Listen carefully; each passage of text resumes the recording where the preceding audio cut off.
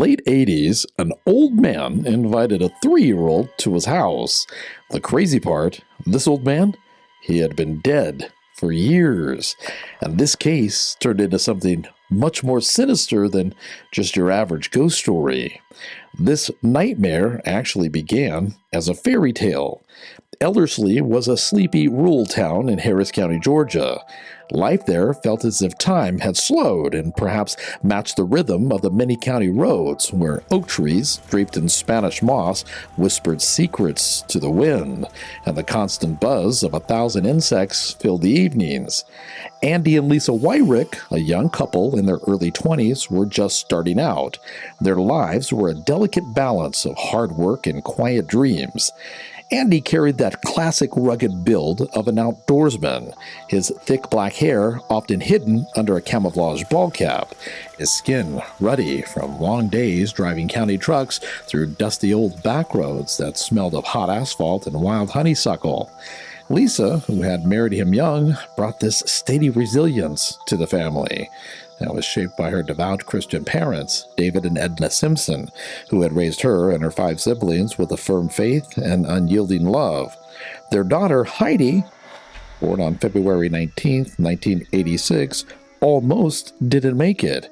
It was a difficult C-section. The umbilical cord had wrapped itself around her neck twice, all but cutting off her oxygen supply, and the amniotic sac completely covered her face like a veil, causing people to whisper of an old wives' tale.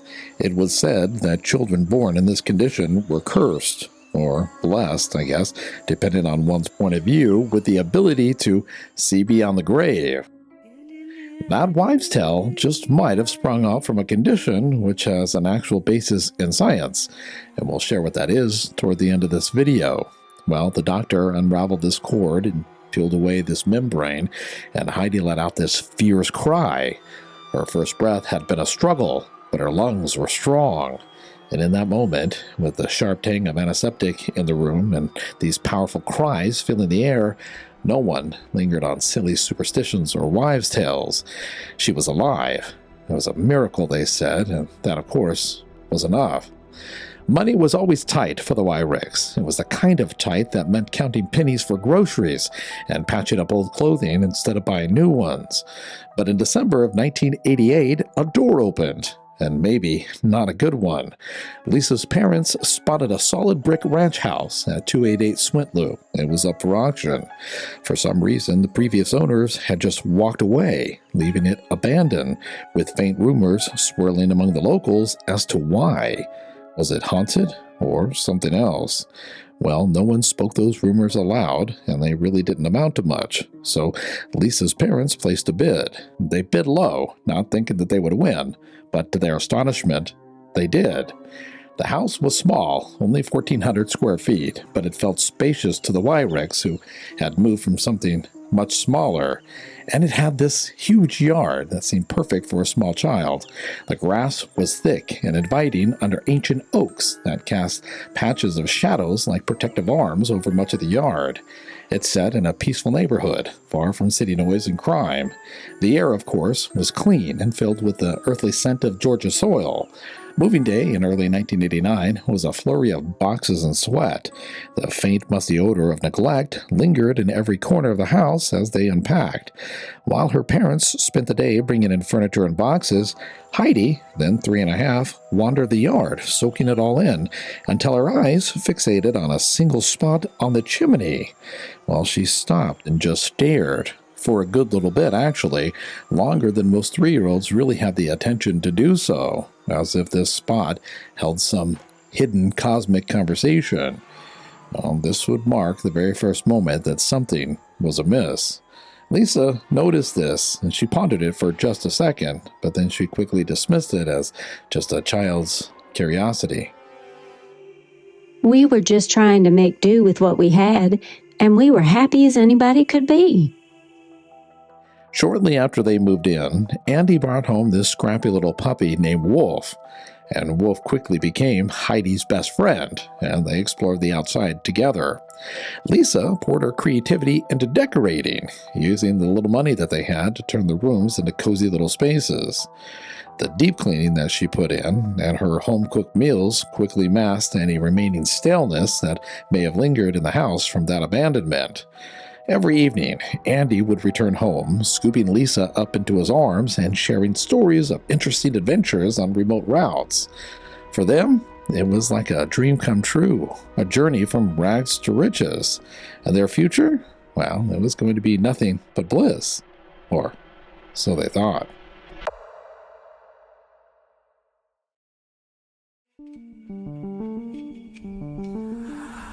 Welcome to Velarcana. Here, we share mysteries that often defy explanation.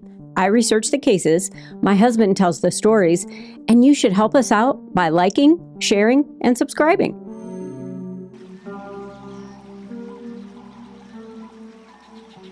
In this particular area of Georgia, on many cool mornings, fog will often roll off of slow-moving creeks, thick and silent, like a ghost stretching itself awake right before the sun decides to rise. Well, in much the same way, a subtle dissonance was just about to creep into the Wyricks' home. Lisa, still knee-deep in boxes, finally decided that she would empty the last few.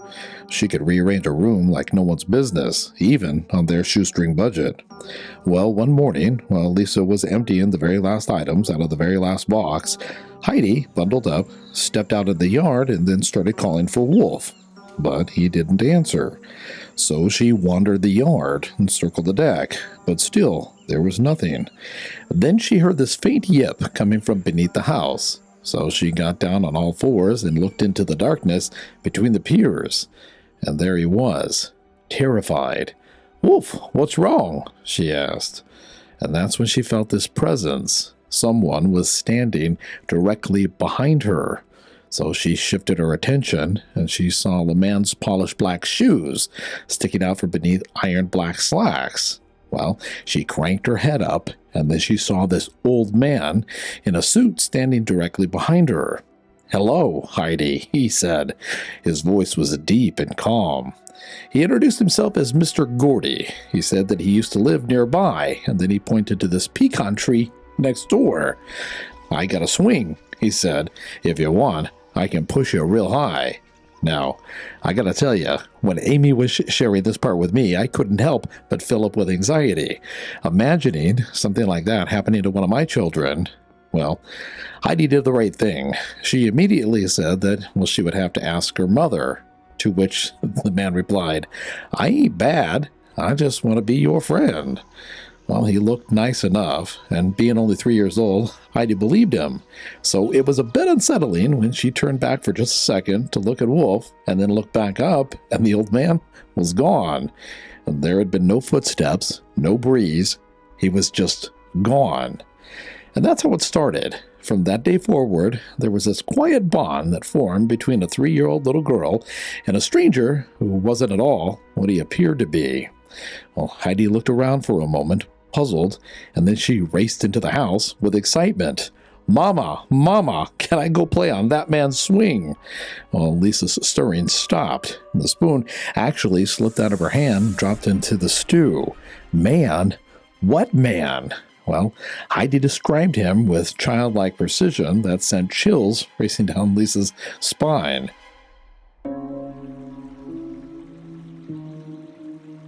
An elderly gentleman with gray-silver hair that gleamed in the light, dressed in a dark suit, dark shoes, dark pants, dark hat. His name was Mr. Gordy, and he promised to push her high in the swing next door. His voice deep but kind, like a rumble from a distant thunder on a clear day. Well, Lisa's world slanted sideways. She pulled Heidi close. She locked every door with clicks that echoed way too loudly for the sudden silence. She grabbed a kitchen knife whose blade caught the light just the right way and seemed like a warning from some kind of horror movie. "We don't talk to strangers," her voice much sharper than she intended. But Heidi protested, innocent and unwavering. "He's nice, Mama. He said so. He just wants to be my friend." Lisa's hands shook as she dialed Andy at work, words stumbling out faster than she could think. "A man in the yard. He wants to play with our daughter." Well, Andy, of course, raced home. The truck tires actually screeched as he turned the asphalt and pulled into the drive. He jumped out of the truck with a shotgun slung over his shoulder. His face was flushed with a father's fury. He searched the yard meticulously, but he found nothing. No footprints in the soft earth. There was no disturbance on the gate. Nothing. So he questioned the neighbors. But one by one, they all said the same thing. No one had seen anyone matching that description. So they asked Heidi again, "Are you sure that you saw him?" "Oh, yes," Heidi replied. "He was here, and he was nice." Well, not finding any hint of a strange man and not having any other idea of what else to do, life went on. But of course, the family made a few changes. Andy became much more vigilant, and Lisa started locking the doors even during the daylight. Well, weeks passed, and with no hint of a strange man, eventually they let Heidi play out in the yard again. But of course, they kept a tight watch on her, which made it even stranger when she said that she saw him again. But how could that be? Lisa thought. She had kept her eye on Heidi the whole time. "Where did you see him?" "Out by the fence." Heidi had indeed been out by the fence, but there hadn't been anyone near her. Nevertheless, Andy canvassed the neighborhood again, but he got the same answer. After that, Heidi started mentioning Mr. Gordy often, weaving tales of his visits into everyday conversations, like threads in an ever-darkening tapestry. He'd show up at twilight, she'd say, near the swing, or sometimes out by the fence, always in that immaculate black suit that never seemed to be touched by dust or time, his silver hair always catching the setting sun like moonlight on water. And even though she kept a careful watch, Lisa never saw him. So eventually, the family came to the conclusion that Mr. Gordy must be an imaginary friend, right? And they let out a sigh of relief, and then life finally went back to normal. But they'd soon discover that Mr. Gordy wasn't just imaginary, and he wasn't alone.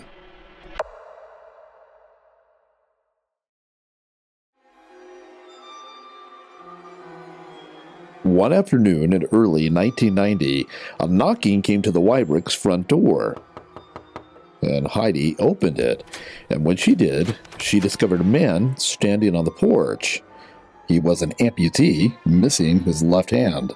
His shoulder was covered in blood, and he just stood there with this bizarre smile on his face. The moment was surreal, and Heidi didn't know what to think. And then the man said something that made Heidi's fears vanish. He said, "I'm all right now." He told her that his name was Con, and he said that he had been waiting a very long time to talk to her. Well, Heidi ran and got her mother. There's a hurt man at the front door. But when they both returned, the man was gone. No footsteps, no car, no one out on the road walking fast. Just a quiet breeze passing through an empty yard. Well, Andy and Lisa didn't know what to think. They had finally accepted that Mr. Gordy was imaginary, but now who was Con? Had he also been dreamed up by Heidi? Or had some stranger actually knocked on the front door and then just left? Well, after that, Wolf started behaving strangely, growling at empty rooms, backing away from corners, refusing to cross certain thresholds. And then Andy felt it, whatever it was. One night, while carrying coffee cups into the kitchen, he froze. There was no one there, but his heart raced, his skin prickled, and every instinct inside of him screamed that he was being watched. Just then, Lisa walked in, and she could feel it too. But they both agreed no one was there. Neither one could explain it, but they also couldn't shake it. Then, in June of 1990, the first piece of the puzzle finally surfaced. Lisa's older sister, Joyce, purchased the house next door, a cozy little place with a beautiful pecan tree in the front yard. While reviewing paperwork left behind by previous owners, Joyce found an old warranty deed, yellowed with age, folded up and forgotten. At the bottom was a signature. Now, are you ready for this? The name on the dotted line? James S. Gordy. Well, Joyce felt the blood drain from her face. Turns out Mr. Gordy had lived in that house for years, up until the day that he died. When Joyce shared this with Lisa, neither woman spoke. They didn't have to. The name alone confirmed the truth that they had been trying to deny. Heidi hadn't invented an imaginary friend named Mr. Gordy. No, she was somehow seeing someone who once lived next door and was no longer alive. Someone that no one else could see. The house was haunted. Still, questions remained, right? If Mr. Gordy had lived next door, then why was this house haunted? And who was Con? And why was Heidi the only person who could see the ghosts?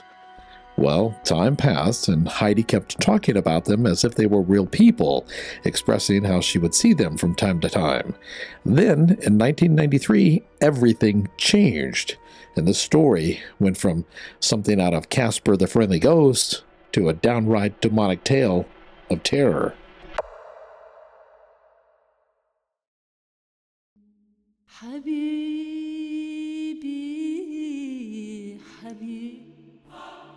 One overly dark night, with tension hanging in the air, Heidi noticed movement in her closet, so she peered closer, and when she did, she let out the most god-awful scream.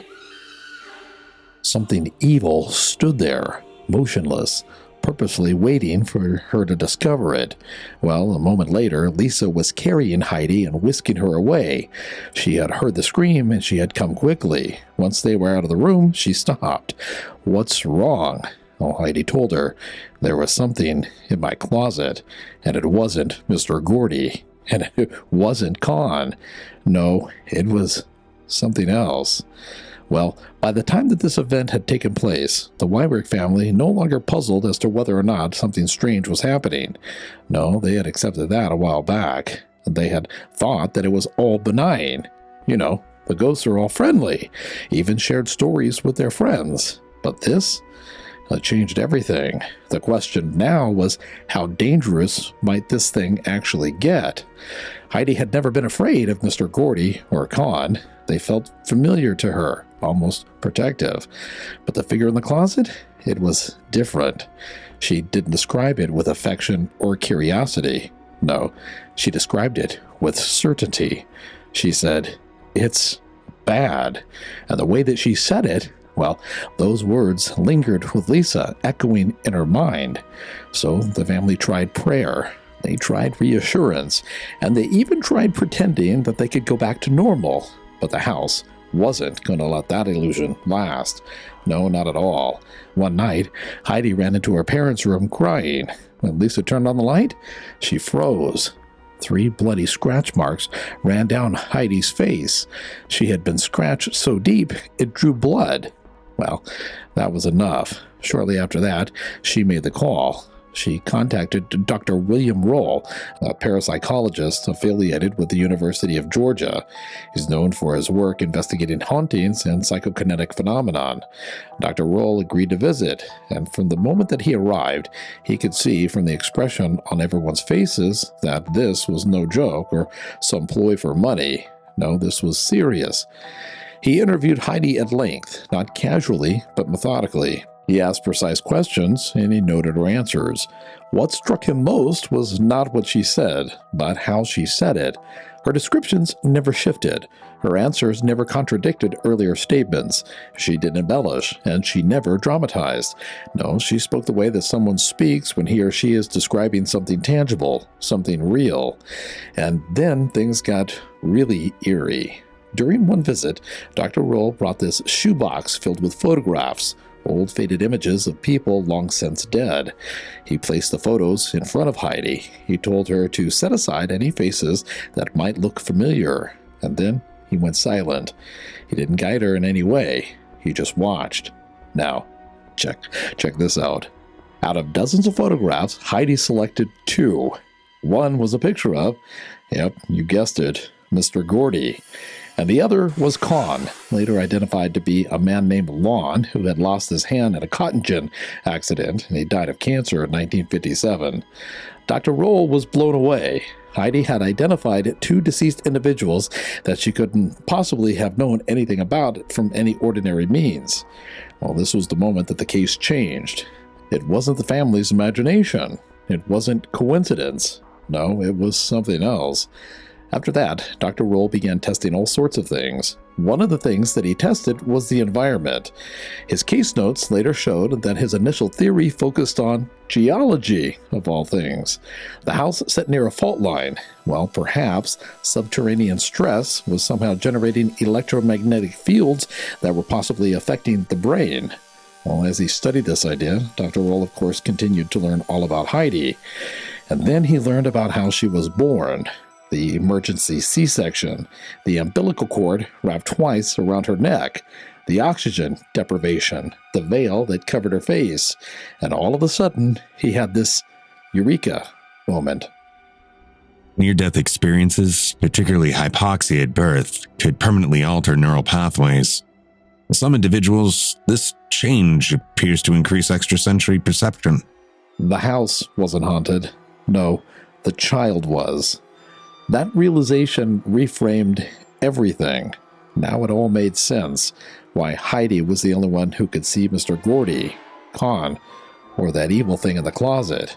Why this house had seemed to be haunted instead of the one next door. At first, and for a while, the family didn't completely accept that idea. I mean, it's terrifying, right? I mean, it's one thing to believe that you're living in a haunted house, but it's altogether something different to have to accept the idea that your child just might actually be attracting demons. Well, time went on, and these occurrences continued, always around Heidi. Sometimes the experiences were pleasant, and sometimes they weren't. That dark presence from the closet, though? Well, it never went away. As a matter of fact, as she got older, it appeared more and more frequently, showing up everywhere, outside, inside, hallways, closets, doorways, always humanoid, never quite human, always faceless, always radiating some type of weird energy that made her body react before her mind could understand what was happening. Cold, pressure, paralysis. And unlike Mr. Gordy or Con, this presence never spoke. It just loomed, as if it was waiting for something. And then came the day that erased any idea that this phenomenon could be related to a haunted house. Heidi was riding in the car, away from the house. She was running errands with her family when all of a sudden this loud sound exploded in her ears. It wasn't a car crash or anything normal. No, it was a roaring, flapping thunder, as if 1,000 massive wings were all beating together in the air at one time. Well, Heidi shot up. She couldn't hear anything in her car. She couldn't hear anybody speaking. She couldn't hear the car radio. No, the only sound that she could hear was that flapping sound. And then she saw it. It was hideous and evil. An enormous flying creature descended and then flew alongside the car. Its wingspan must have been at least 15 feet. It had feathers that were matted with filth. Sticks, insects, and debris all clung to them like rot. The wings scraped up against a passenger side window as it flew parallel, close enough for Heidi to see into its hollow, empty eyes. It looked back with disdain and intelligence. And the shape of its body? Well, it was just wrong. Almost human. Almost bird. But definitely something else. Then the smell hit her. Decay. Death. Something ancient. Something foul. Strangely, no one else in the car reacted. They just kept talking and laughing and driving. Only Heidi could see this. Only Heidi could feel the terror that locked her body into place. Well, as the car slowed for the light, the creature lifted upward and then perched atop a nearby office building, partially shielding its face with one of its wings, as if it knew that Heidi were watching back. Well, Heidi couldn't scream. She couldn't move. All she could do was close her eyes. So when she opened them, it was gone. Well, from that moment on, there was no doubt. The house wasn't attracting the darkness. No, Heidi was. Well, eventually, the Wyricks moved away from Swint Loop, hoping desperately that the distance would help. But it didn't. Ghostly activity continued to happen around Heidi, and she continued to be the target of demonic attacks as well. Interestingly, occasionally, whenever a situation would get too dark, something, or should I say, someone, would intervene. A man in a black suit, polished black shoes, and a black hat. Well, if you're not familiar with this case, it did make national news, and that had an extremely negative effect on Heidi. She became the subject of ridicule. Acquaintances mocked her. Some of her friends turned their backs on her, and strangers who knew nothing about her wrote letters meant to wound her. So she recoiled into herself as she kept quiet about her experiences. Amy reached out to her for a statement, but we got no reply. Perhaps for Heidi, the spirits are just easier to endure than people. In any case, Heidi is still alive today, living a life off the radar. And unless something dramatically has changed, even now, as we share this with you, she's still going through her nightmare and on a daily basis, seeing things that she believes are angels or demons. So, you guys know me, I have to ask, are they? Are they angels or demons? Does she really see things that the rest of us just can't? Well, Dr. William Roll came to the conclusion that perhaps something had happened to her at birth, changing her neurologically, allowing her brain to experience reality differently. And maybe that's true. Incidentally, in the book The Veil by Joyce Cathy and Rebecca Harrington, shortly after Heidi was born, her mother was visited in the hospital by a peculiar woman with piercing green eyes. Well, this woman came to her bedside and she said something that, if true, it takes this story to a whole new level. If you know what she said, then shh, don't tell anyone around you. Yes, it's that time again. Either lock what you think she said into your head or write it down. And in exactly 2 minutes and 10 seconds from now, Amy is going to come on and she's going to share the story. If you get it right, let us know. And if you don't get it right, I still want to know. As far as Heidi experiencing hypoxia at birth, well, studies have shown that under such conditions, the brain can lose its ability to distinguish between internal imagery and external stimuli. Perhaps this developed a condition where Heidi becomes delusional from time to time. Oh, I can just hear you now. Damon, come on.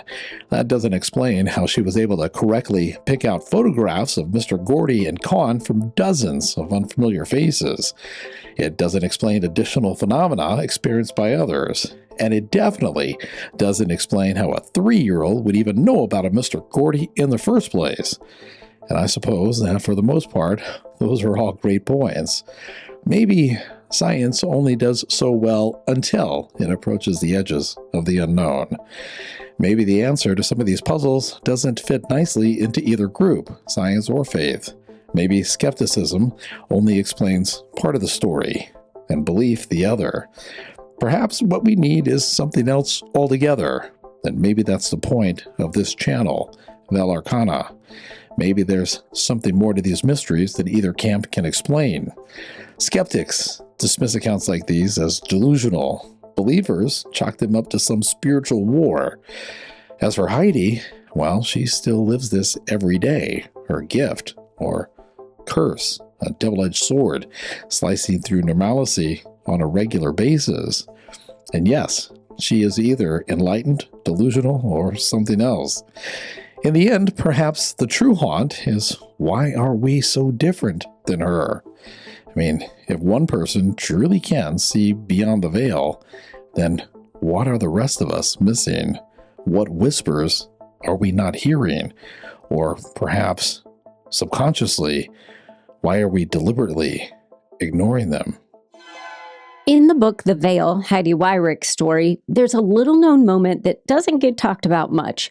Right after Heidi was born, while Lisa was in recovery, a strange, elderly black woman found her way into the room and gently took Lisa's hand. And she said, "Stay focused, Miss Lisa. I got something important to tell you." Well, Lisa looked up into the woman's face and noticed she had the most piercing green eyes she'd ever seen. And the woman leaned in close and whispered. She told Lisa that her baby had been born with a veil over her face, that the baby would be able to see things others could not. Miss Lisa, Your baby done been born with a veil on her face. She gon' have powers other folks ain't got, and it ain't gon' be easy. Some call 'em co-bearers, and days ain't blinded to the other side. Keep your eye on her real good, missy, and don't forget what I done told you. Lisa closed her eyes for just a moment, and when she opened them, the woman was gone. Hospital staff said no one matching that description had been there. Whether that woman was a visitor, a nurse, a vision, or something else entirely, even the book never gives a definitive answer.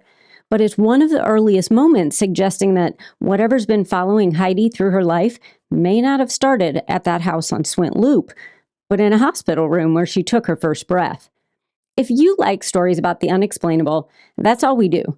Currently, we post once a week, and the links on this page are to some pretty interesting stories. Perhaps there's one you'll like.